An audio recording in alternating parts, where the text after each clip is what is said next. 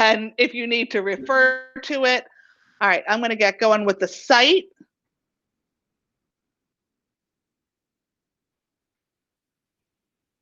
All right. So I'm hoping you all can see the library current website. If you can, just let me know. Is it, Holly, is it working? It's working. Awesome. On the front page, we've got the calendar, we've got Library Current's Twitter feed, and we will have links to all of these recorded Google Hangouts. We will record them weekly. We know that your schedules change on a regular basis, and you may or may not be able to join us, but we want you to be able to get the information easily, and they will be here. The next thing we have are resources for teaching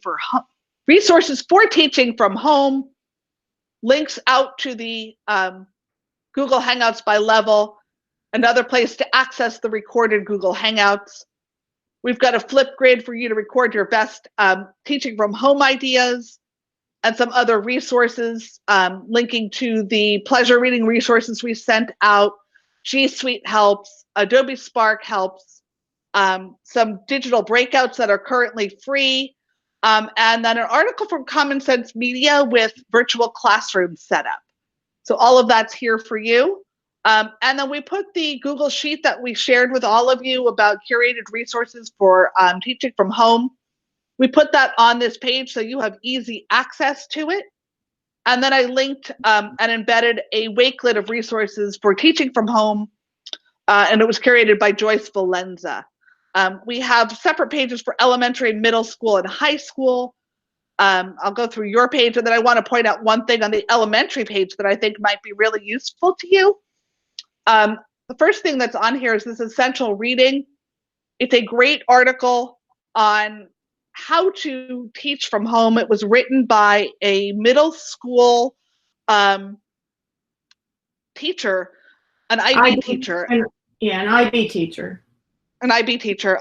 You've probably seen the infographic that's in it floating around social media. It has been there for a while. I know a couple of you have shared it, but it gives all of her reasons behind that infographic and will help us out a lot. The Google Slides presentation for how to get to the Mac and via ebooks, how to get to the Junior Library Guild streaming collection, some directions on how to start a Google Classroom book club and engage our readers online.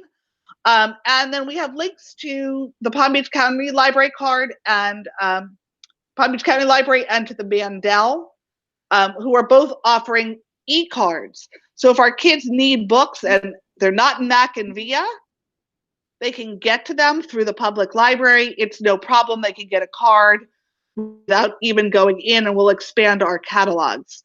Just caution our students that these resources weren't curated by us. And as Holly Ann and I went through some of the ebooks on Cloud Library for YA, we found a couple titles that might be kind of problematic. You guys would never put them in your collection, but they are on the public library collection and they can easily get to them. So just remind our students that they are not curated by us. The one thing I want to point out on the elementary school site would be this one thing, the prompts to use in your Google Classroom, like a must-read Monday, a trivia Tuesday, what a character Wednesday. You can easily make these prompts in Spark and throw them up in your Google Classroom as a way to keep your students involved and talking about books. Now, if you missed our Adobe Spark training, and a lot of people unfortunately had to miss it because we were getting set for testing. It was on February 28th. We've got an Adobe Spark section of this website with tutorials and ideas for using Adobe Spark, how to create a Spark post, how to create a Spark video, Spark page, and some more professional learning with Adobe. Spark is a great tool. It is super easy to use. It is very intuitive. Kids can use it to make book trailers, responses to books. You can make videos with it. It's simple, and they don't have to have access to iMovie while they're at home. They can still do those trailers that we've all liked to do. Can we just take a pause for a second, Lisa? Sure. And go back to the high school page? I just, in case everyone has not heard this little disclaimer, the high school page under the junior library digital collection, this is being offered free because of the crisis, like a lot of publishers are doing. And so you need to keep that in mind as you're using them. And if you happen to fall in love with this service and so on, you know, do realize that it is free right now, but it won't be something that the district can necessarily pick up and continue to pay for once it's over. But I just wanted to say that because people get disappointed when don't know that something's going to go away. It is something you could spend your 30/70 money on if you decided to. That's something to discuss completely later. It hasn't actually gone through TCC, so we can circle back if you're interested, but I just didn't want people to count on all the things that are popping up free. Try to keep it straight in your head. The things that are being offered free are temporary, and as much as we'd love to, we're not going to be able to replace them or buy them when this situation is over. Right. And then the other thing I wanted to point out on the high school page, because this is not going to stay here, I'm going to pull this down after a while. If you're interested in doing some sort of media literacy or news literacy instruction with your students, if you have that kind of set up at your school or you're being asked, Checkology is one resource that you can use. I was actually in the process of running this through TCC, but now that we're accessing it outside the network, it's sort of a moot point for now. But I will pick that back up when things settle down. And we've also been contacted by the home organization for this news literacy. They offer what they call a newslit camp. It's a PD for teachers and librarians, and it's sponsored by the Knight Foundation. So we're hoping to have a newslit camp maybe in 2020, early 2021. So it's something we're sort of engaging in. So it's a big, long post on this page. I know it sucks up a lot of space, and that's why I don't want to leave it there forever. But those are the directions and explanation about how it works. The premium has been opened up free, and so if you're interested, you can engage in that, read that, and see what you think. Click over to the middle school page because I can see I forgot to add something here that I intended to do. Sure. Let's for a second scroll to the same spot.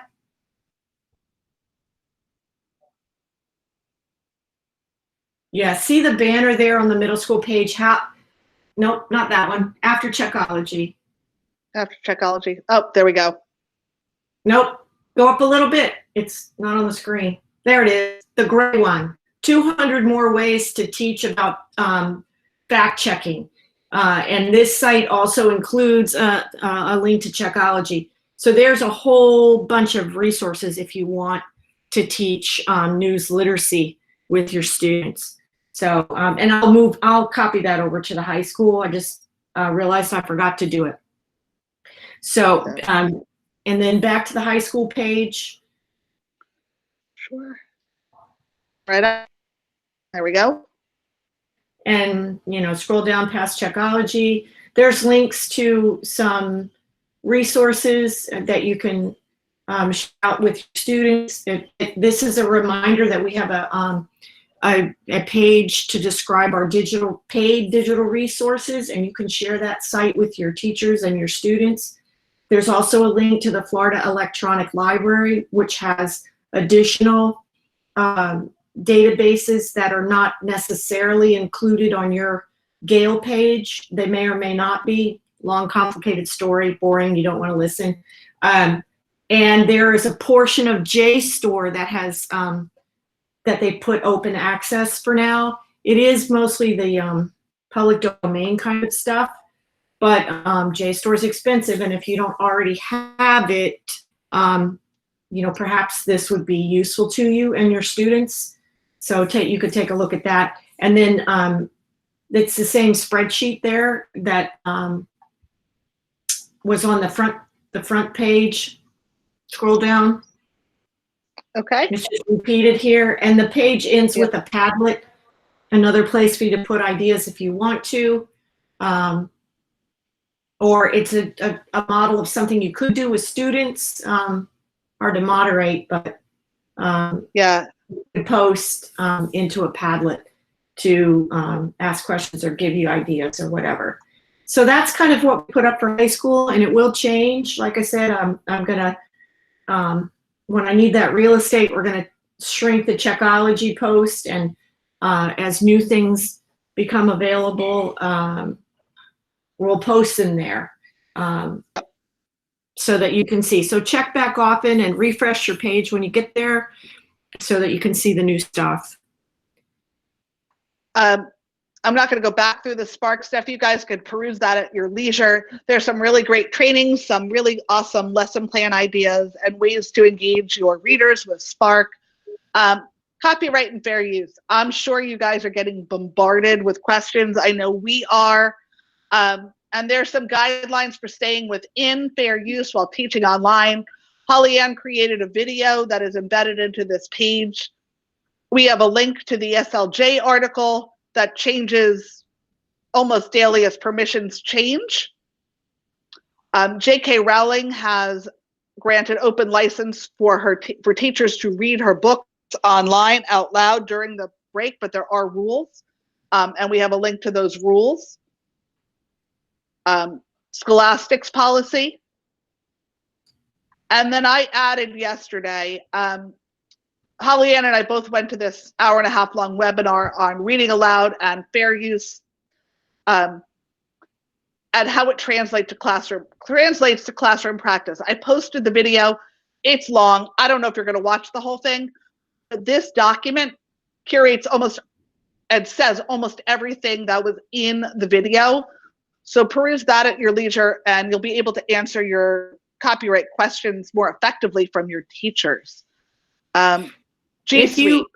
If you want, if you do want something short, I will say, not because I made the video, but the video that I made was reviewed by the legal department, and so they're on board with it, and it was shared with the upper leadership. So if you want something that's under 5 minutes, give you an idea of the situation we're in and some guidance, you know, that's probably the place to spend your time.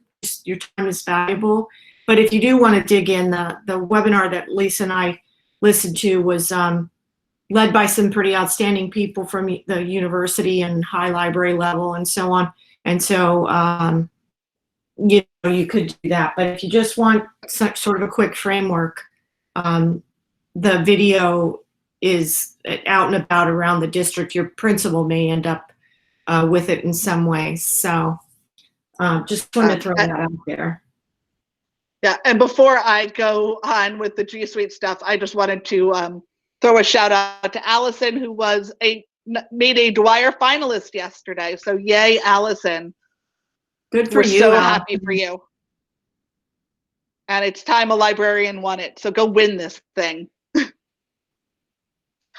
For G Suite, I've got the latest directions for Google Meet. These were released last week by EdTech. A link to the EdTech training site and all of their webinars. They've got their calendar on their front page, and it should be easy for you to navigate. Last week, Melissa Matthews did a series of webinars, and she threw together a virtual teaching website. She's got an amazing amount of resources there, and there's a link to that as well. And a link to Google's resources for education during the outbreak. Follow these directions for the Google Meet. They are different, and it has to do with kids leaving classrooms or leaving meets and how to navigate those and not have issues. We got some emails asking for professional development you guys could do from the comfort of your own home. So Holly threw together a page of webinars and resources and things you can sign up for, some SLJ professional development opportunities from home. And while we're talking about SLJ, All of their paid content is now free during the outbreak. So even if you don't have an SLJ subscription, you can access all of their resources, and you can start making your lists for next year and using the reviews in SLJ. Common Sense has a distance learning series that started last Friday. It's at 1 o'clock on Fridays. Sign up for that. Holly, do you want to talk about the Florida Library webinars? Just real quick, if you do want to engage in the Florida Library webinars, these are created around the state. They're paid for by the what's known as the IMLS grant, federal grant. We have access to these because we're a member of CEFLIN. But when you have to register, it's a free little registration to have an account, so to speak, so you can sign up for webinars or click the on-demand stuff.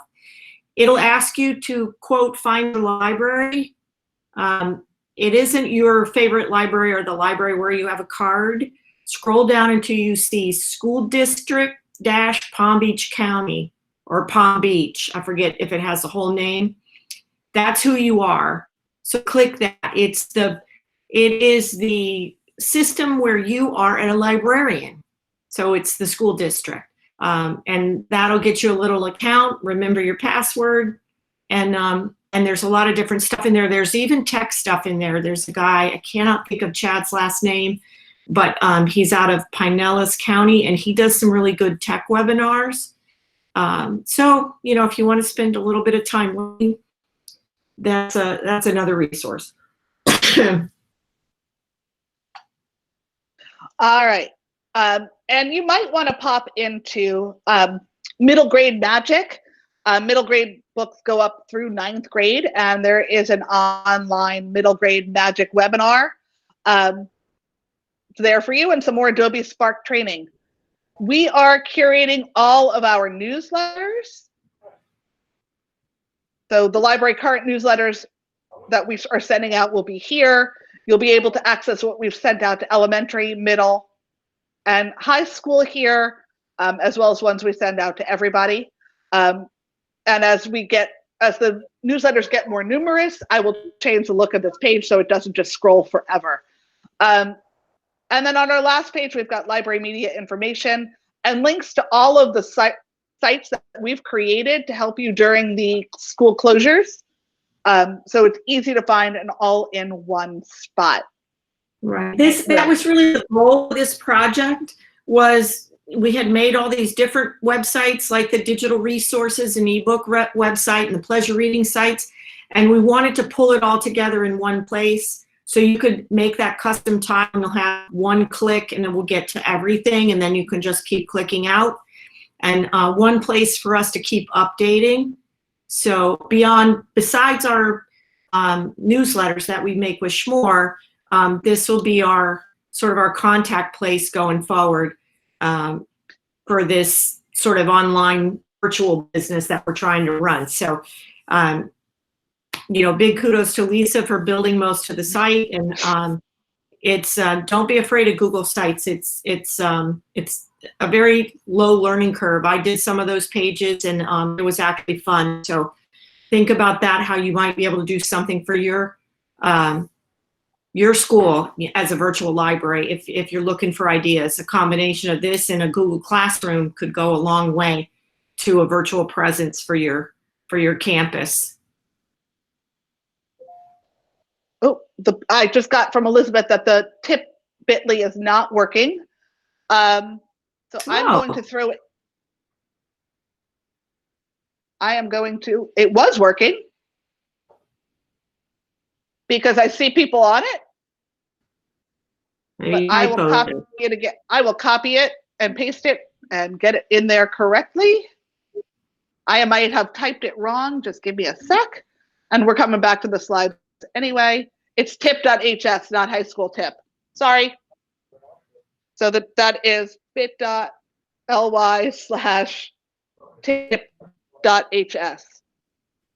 Sorry about that. My typo. All right. So a lot of you have asked how we should be spending our time. And I'm going to share and send a shout out to Elizabeth. She created a fabulous schedule in on Google Sheets. And this is her daily schedule for this week. And it's a great way to get your information out to your teachers in one place with links. She shared it with Elizabeth. Did you share that with kids as well? Nope, just with staff. So she shared this with her staff, and that way they know when she's available on a daily basis. That seems to be the greatest challenge we're hearing is how do we best support our staff and students? And this was a great example of how to set up your day, how to be available to your students, how to be available to your faculty, and keep yourself organized all at the same time. So great job, Elizabeth. We loved it. Thank you for sharing it with us. We appreciate it. And now we're sharing it with all of you. So create yourself a schedule. And Elizabeth just put the link in the docs or in the chat. So if you want to access it yourself, you can and adapt it for your needs. But it was a great example. Some of the other things we've seen are Kimberly Bauer at Canal Point has created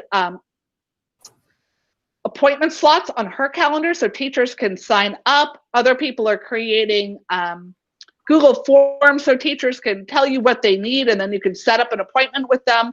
We're hearing that people are having a hard time with boundaries, and we want to help you set up those boundaries so you have a division between your work life and your personal life, even though we're all stuck at home.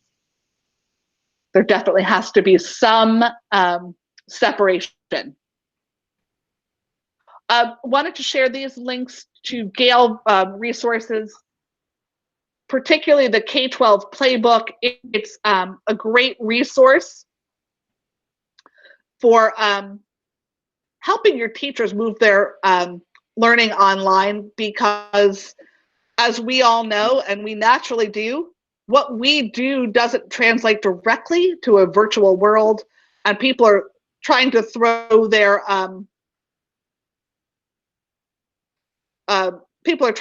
lessons up exactly the way they were when they were live and in person.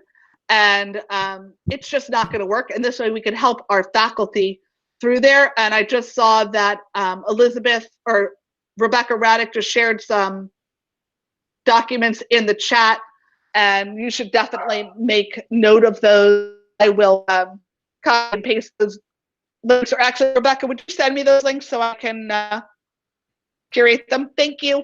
Appreciate it. Newsella. There is a tile in your portal. It's been there for quite some time. Now everything is active and everything is free during the shutdown. So you can make use of all of those resources. I wanted to point out some of the Library of Congress digital exhibitions that you can share with your students. You can throw up a primary source or a link to a primary source, and they can comment on that in your Google Classroom. They can respond to that with a Spark post, how it made them feel, what did they see, think, wonder about it. So there's a Rosa Parks one. There's also one on comics.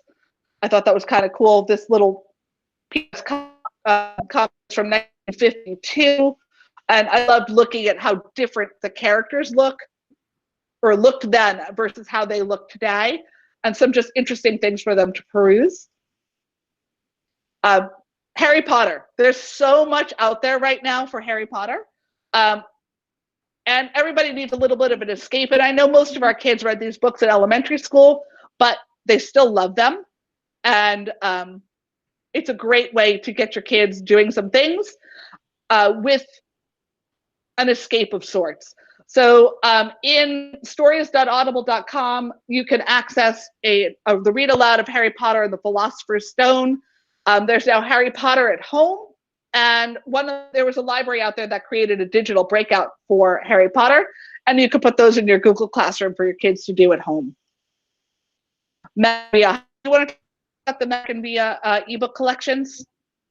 Yeah, you've probably all gotten this email. This launched yesterday, and it's quite blown up everybody's inboxes, and Mackin is really busy. They are offering a free collection of nonfiction books that are multi-user. and it's up to you whether you would like to include them. I've looked at some of them. They're, they're moderately useful and they're fairly new. They didn't put any old stuff in this particular group of things. Everything's, I think, 2010 to 2020. And I know 2010 seems like a long time ago, but the average age of our print collections in the districts is something like 2002. So, it's not too bad. And they are multi-user. And you can view the titles collection before you click activate. You have to do this in the back of your Mac and Via in the admin side. And if you need some help, I haven't had time to make a handout on this because it happened yesterday. But if you need some guidance or tutorial on this, we'll probably do it next week, or you can email me and I can show you in a quick Google Hangout. You have to just log into the back of Mac and Via, which is your Mac and shopping account login, not your district account. You go to mackin.com. Log into your administrative side of VIA and click the promotions tab at the top, and it'll reveal all this to you and you can pick it. They will go away once the crisis is over, but it is something to add to your collection if you like. And then maybe curate it on the front end with some groups. It will create categories for you that the kids can search by, like sports and so on. You could do, and you could highlight something in groups or push it out to teachers. There's also an offering of classics, and they're not horrible. They are classics. Maybe some of them would be useful to some English classes that are reading Pride and Prejudice or whatever, and they are multi-user. So again, you can click that offering and see the titles before you click activate. Not sure if the classics go away after the crisis. I think you might end up keeping those. But for any of our books in Mac and Via, you can, from the back end as a librarian, you can inactivate a book that you don't want shown on your shelf. So if you get the group of classics or the group of nonfiction and you think some of them are just not great or inappropriate in some way or not appealing to high school kids, you can inactivate or delete that title from the back end of Mac and Via. So Lisa and I can help you with that if you can't navigate to there, but it's something worth looking at to give you some more material to work with and your teachers. So take a look at it. If it's valuable for your campus, go ahead and do it. Some have asked if we could do it from the district level.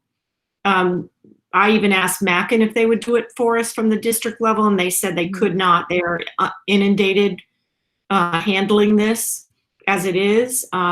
I can go in the back and click them for every school, one school at a time, if I so choose. I have done it for schools where there is no media specialist, but I thought the media specialist should make that choice. You may not want them to appear on your shelf. You know your community, so you make that decision.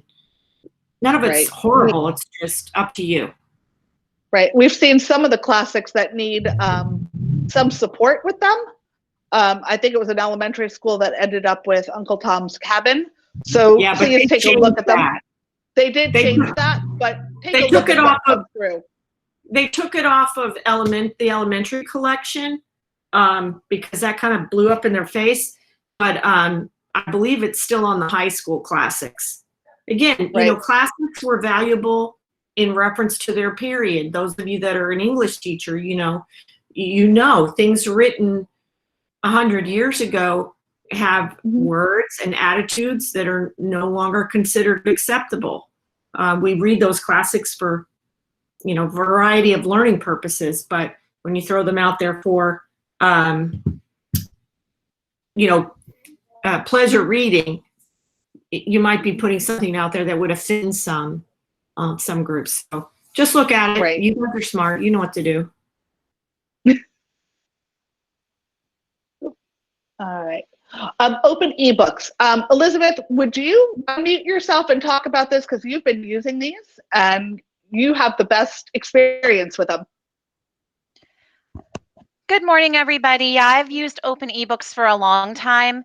So you go to the firstbook.org site, you register as a Title I school if you don't already have an account with them, and then you go into their marketplace and you choose to buy, but it's free, the codes for your grade level. So you can do elementary, middle, high, or K through 12. I I think only K through 12 is really appropriate for adults or for older siblings who want to share books with younger ones. Other than that, I would just do it by grade level. Once you receive the codes, the way that I do it is I put them in a Google Sheet because the codes are unique. You can only use a code once. So every single student who you give a code to, once they use that code, the code is dead. This can be really hard to push out. This is the most complicated part. So the way that I've always done it is by just dealing with the students individually. Or if I have a teacher who's on board, I'll send the teacher, 30 codes, and then I'll go into my Google Sheet and mark that all those codes are dead. You can get an unlimited number of codes. So I would order a bunch the first time and just keep them in your Google Sheet, and they last forever. I just pulled up a Google Sheet from like 2 years ago, and the codes are still good. These books are all simultaneous use, which is nice.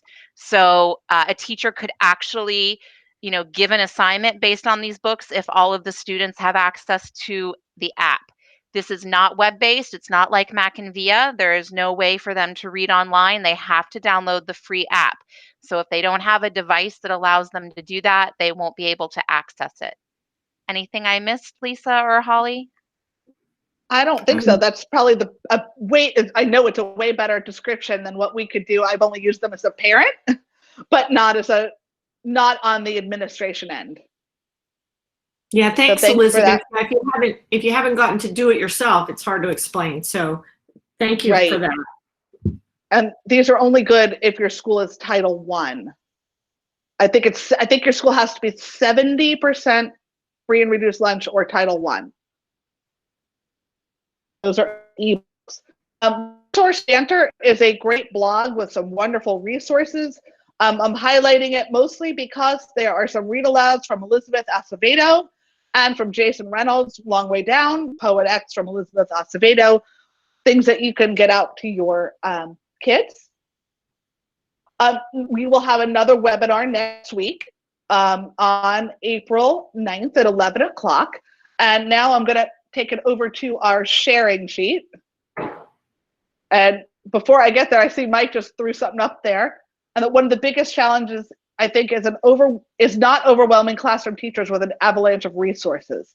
Any suggestions of keeping it manageable? Mike, that's where I would go with a Google site, because we didn't want to just keep throwing information at you, because we know your inboxes are overloaded with your teachers, from your kids, all of that, and we wanted to make it simple. So we went with the Google site, and I think that would be a great way for you to get your resources out to your teachers.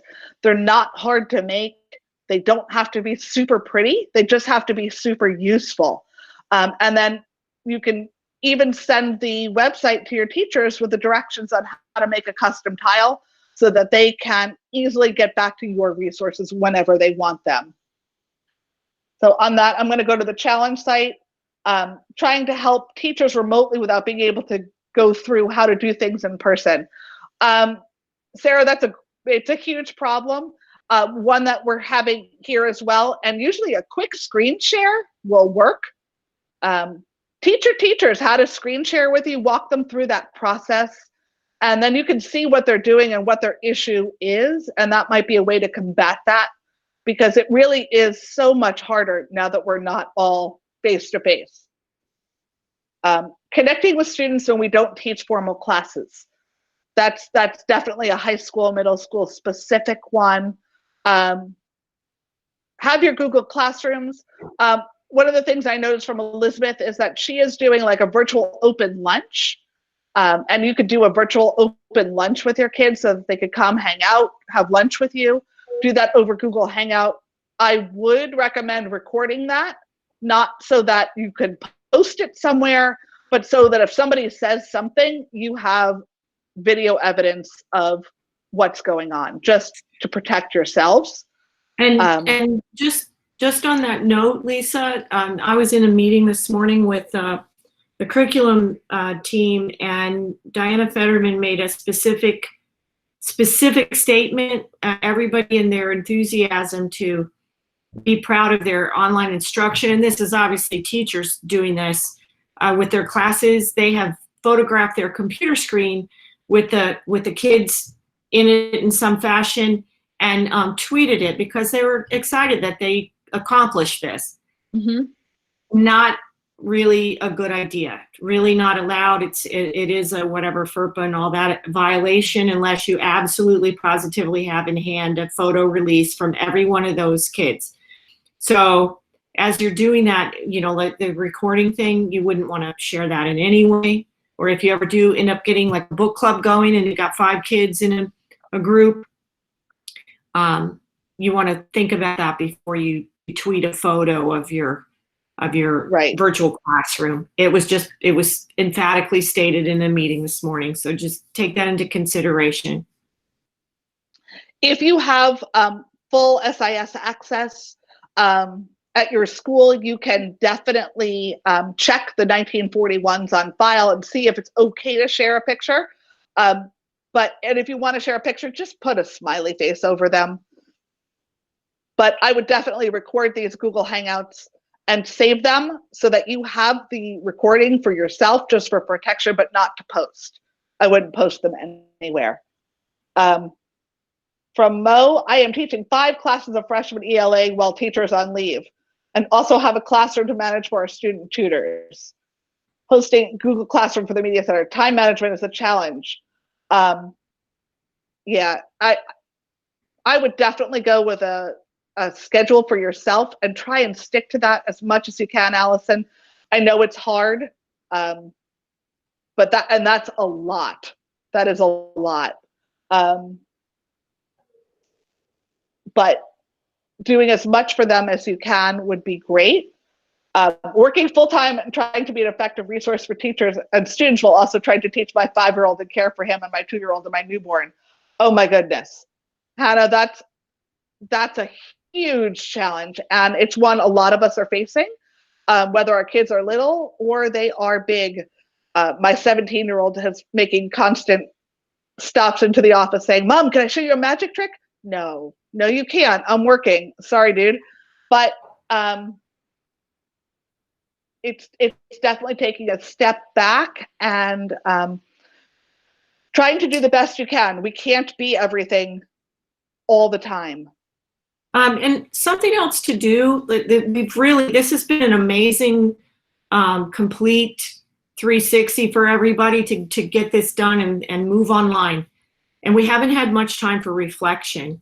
I really encourage you to look at the posts that we just showed you on our website from that one teacher about the difference between online teaching and face-to-face. And also John Spencer had a great blog post, and it's in the spreadsheet under the tab for tools for online teaching, talking about you cannot just convert exactly, and I'm thinking about Mo's situation. You cannot necessarily convert exactly the teaching day and just move it on a camera into Hangouts.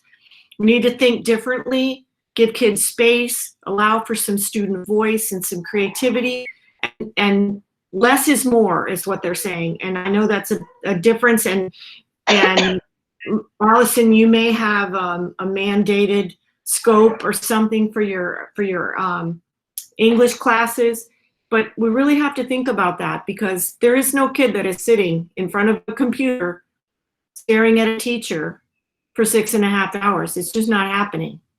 So take some time to reflect and read a couple things and some of those tips, and think about how you could do things a little differently, especially those of us that are media specialists and trying to put out a virtual library. We have some flexibility. So, think about it. Don't overstress.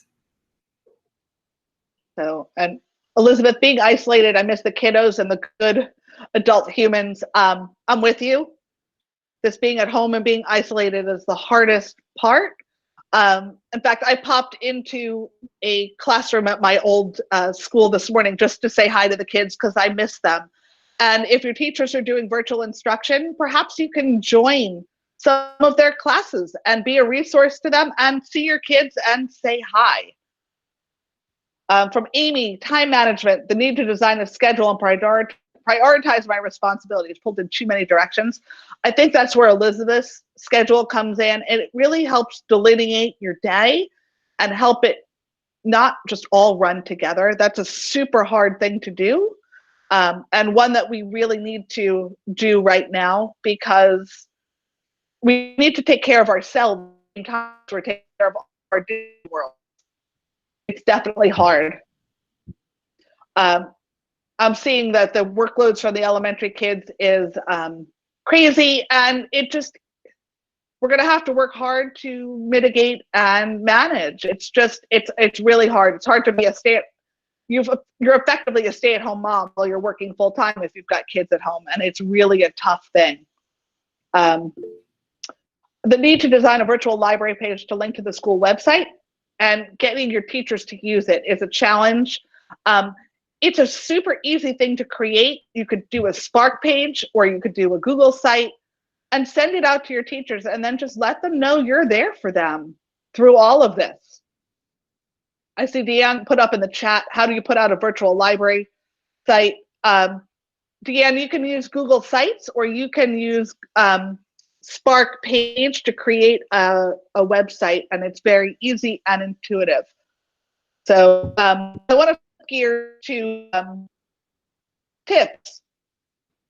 Sarah put up a great one about how to make a PDF editable worksheet for a Google Classroom assignment. I know that will help a lot of you.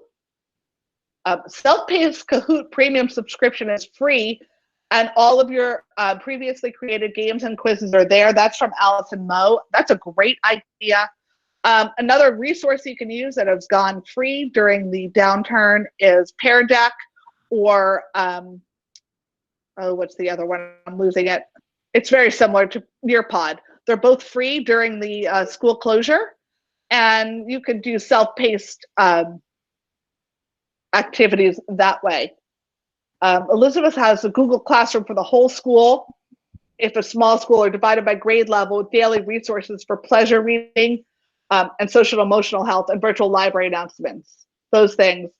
She's got 352 kids in there and they're using it and interested more than she thought. So create that Google Classroom, create that environment for your kids to come and interact because they're craving it too. They miss their social interactions. Rebecca says her Google Classroom is for her teachers and admin, but maybe have one for both, one for teachers and admin and one for your students. It really is what works for you. And I guess if you guys want to unmute your mics, that is all we have to share, and you guys can jump in. I'm seeing that Laura has some teachers having issues with students joining a Google Meet after it's ended. Laura, you're not supposed to do it on the calendar anymore. You're supposed to post the link in the Google Classroom and then take it away, as I think the current recommendation. Elizabeth, have you heard anything different on that one? There's also another workaround that suggested that if you make the Hangout from the icon, do the waffle, you go down to all the icons and you pick Hangout, you make it there and you have to give it a unique nickname, they're calling it, and you share that out, and they claim that works. They're, again, in the meeting I was in this morning, they had a conversation, and some people had tested it with their own children and said it worked, and other people said they tested it with their own children and it did not work. So there's almost no answer for this, apparently. It's the problem. They keep trying to figure something out. And I think Google is working on it, they said, but it is a problem. Make sure that you stay in the Hangout and make the kids log out was what they had said. Yep. But apparently making it from the icon and making a nickname, and you can reuse that room if you do that. It supposedly keeps them from hacking in. I don't know. That was the conversation this morning. It is a problem. But just make sure they leave the room when you have it open with them. Make them log out, and then you log out, Right. and then I think that keeps them out of it. Again, mixed results on the testing. And the reality is they're going to find ways to connect with or without the Google Meet, but do the best that you can with the tools that we're given. Amy was asking, Elizabeth, how do you run your lunches with the kids? Is it structured with a planned activity? You want to jump in? So the plan is for it to just be social, and I'm not doing it every day. Just this week, I scheduled one for yesterday and scheduled one for tomorrow.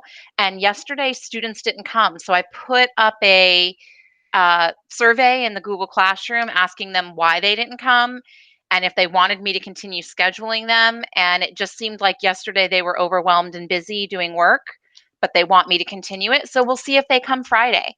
I really want it to just be social and fun and laid back. But I did say on the stuff I sent out that they still have to abide by library expectations. So as far as, I'm not going to allow profanity or anything inappropriate.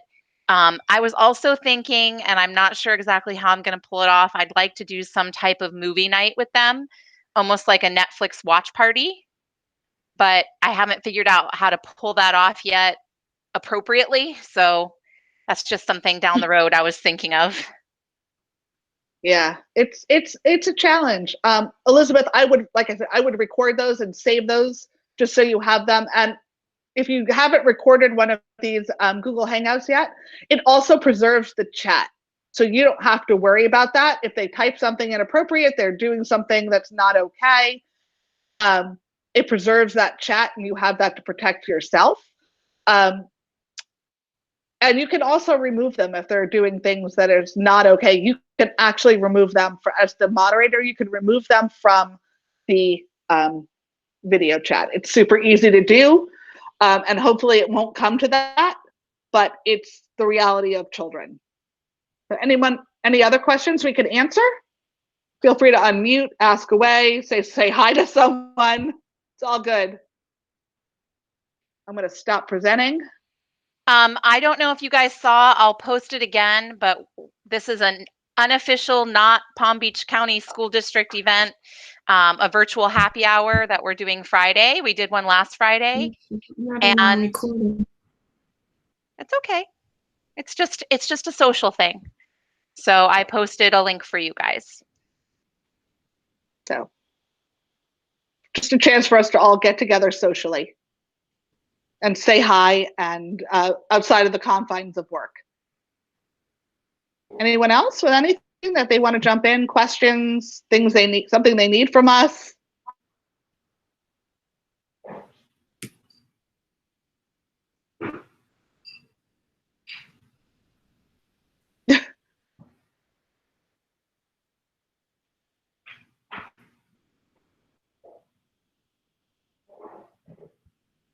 I'm so glad. Everyone take care, and we will see you next week. Yes, thank you, Elizabeth and Rebecca, for sharing all of your documents. That's so awesome. We really appreciate that. You guys are always so good about sharing with each other and helping everyone out. We really appreciate all of you guys and that you took time out of your day to join us on this Hangout. Oh, somebody needed to come say hi. My assistant. I'm not in this room. She's looking for one of my students. And I agree, Sharon, progress and not perfection. This is new to all of us, and we are making it up as we go. We are building the plane as we fly it, and we are here to support all of you. Please reach out to us if we can be of any help to you, and we'll see you here once a week for our Google Hangout. Goodbye, everybody. Bye.